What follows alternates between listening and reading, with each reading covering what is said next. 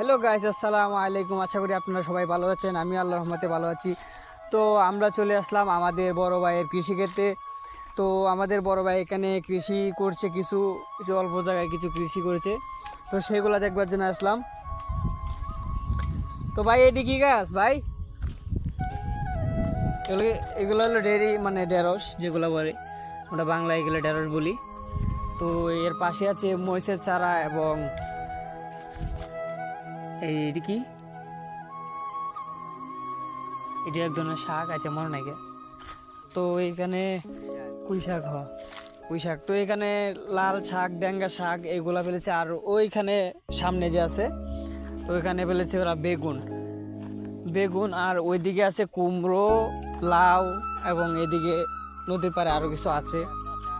এদিকে শসা, আরও লেম্বু গাছ, অনেক কিছু আছে। ওই যে এদিকেও অনেক গাছ হচ্ছে, দেখেন।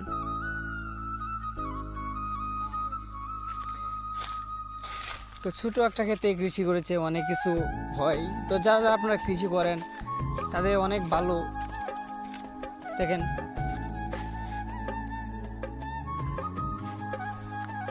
কিছুর ফলন অনেক সময় ভালো হয়, আবার অনেক সময় খারাপ হয়। আবার এইদিকে ধান ক্ষেত আছে, আমরা